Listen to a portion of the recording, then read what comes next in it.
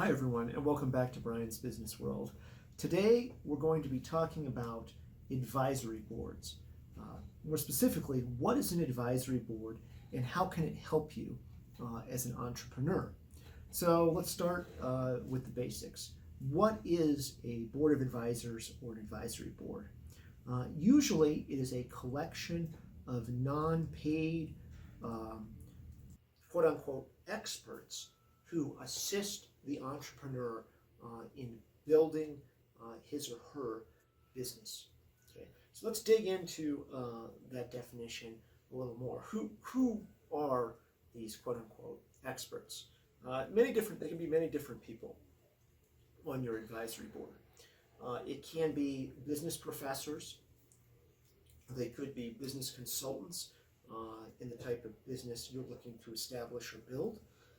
It could be traditional professional advisors, such as finance advisors, investment bankers. It could be accountants, attorneys. There could be specialists in certain fields, such as engineers, depending on the business. It could also be marketing people as well. So really anyone that has specialized expertise can be on your advisory board. Now, one other thing in addition to that, you can also have very experienced generalists. For example, a very successful serial entrepreneur could be an excellent person to have on your advisory board, even if they don't have industry-specific experience. That could be very valuable for you to have. So we talked about who's on an advisory board. How does it work in relationship to your company? Now, in relationship to your company, it's typically a voluntary organization. We'll talk about paying advisors or not here in a minute. But typically, it's a voluntary group that you seek out and you ask help with. You ask them for help. They'll come together any schedule that you like. It can be once a month. It could be once a quarter. You want to be sort of cautious of asking too much of these folks because it is essentially a volunteer position most of the time. So you do want to be cognizant of not asking too much of them. But they will help you work through some of the most difficult and thorny problems facing your business. And you want to give these people some of the toughest and most complicated challenges.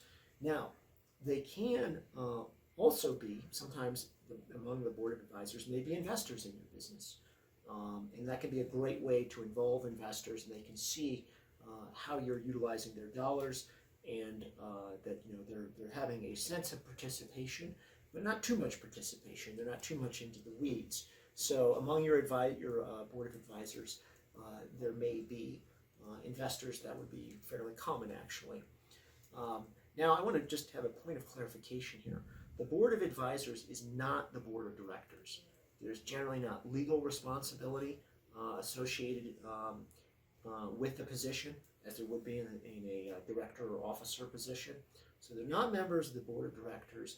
They don't have any real formal authority with the company, but they can be a great sounding board and a great resource for the entrepreneur to help him or her solve their most pressing problems. Now, another thing that an advisory board brings to your company is the connections among this group of successful people.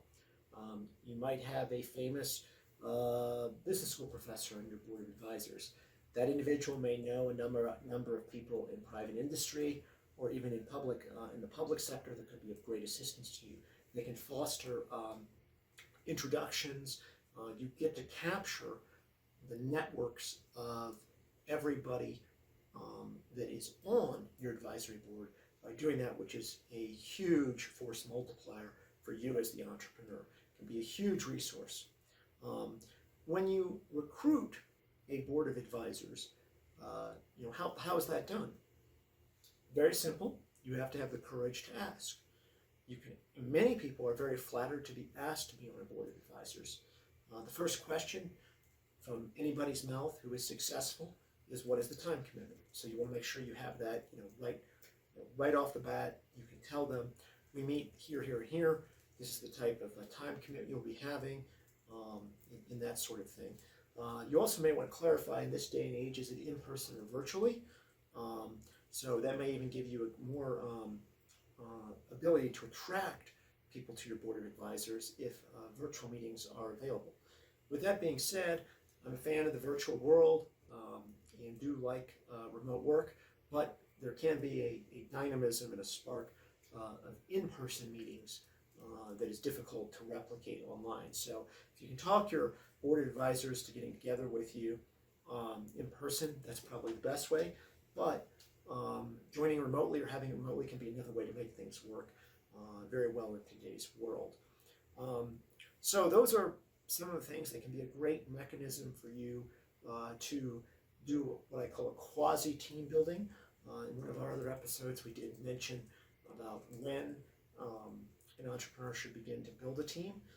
This is a fairly low threshold of time for you to bring on some very powerful and very successful people to help you. Now let's talk about kind of two other separate issues with the board of advisors. Do you pay them, and should they sign in a non-disclosure agreement or an NDA? Traditionally, the board of advisors is not paid. It is a voluntary position, again, of limited time and responsibility.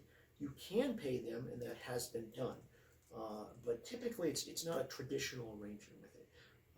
Sometimes maybe there's more involved, more formalization, some sort of working relationship. That could be a paid arrangement, but typically the advisory position itself is usually not paid, although it is in theory possible. Also, signing an NDA, a non-disclosure agreement. Do you force someone who's on your board of advisors to do that? And honestly, the answer to that is yes. Any serious professional entrepreneur or advisor should have no problem signing an NDA.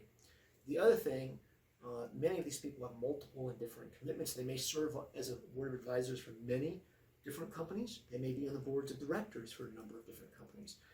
As a result of that, they may need to know the full scope of your operation, or at least something more about it, before they can accept or decline. So you might need to have an NDA with them and at least give them the basics, and then they can decline professionally without knowing too much details if there's a conflict of interest. So keep that in mind. These are successful people. They may have deep connections in the industry and the community in which you're in, and they may have a lot of them, and there could be conflicts with that. So with the conflict of interest, do not be afraid to bring that up or ask. You don't have to tell me anything what you're doing. You could say, but is there any conflict of interest with you with all the other things you're doing? And that would be especially a relevant question if the individual in question is deeply entrenched in a specific industry or community in which the business you're building is going to operate. So anyway, boards of advisors can be great tools to help an entrepreneur. It can be an excellent way to quickly build a very low maintenance and low hassle quote unquote team to help you, and you can really capture a huge amount of connections and networking on your behalf. Just by having a board of advisors, you get access potentially to everyone they know, which can be very powerful. I hope you've enjoyed our talk today. Again, it can be overlooked by entrepreneurs. Board of advisors, huge asset. And one thing to leave you in closing, many people are very flattered at being approached to be on a board of advisors and like the invitation, and often do not find it an imposition. They find it very interesting, especially if it relates to their chosen field or profession. So keep that in mind, that people often want to help and do not mind being asked, as long as you have the appropriate information and don't take up too much of their valuable time. I hope you've enjoyed our show today, and look forward to hearing from you in the future. Please follow us, leave your comments, send us an email. Thank you.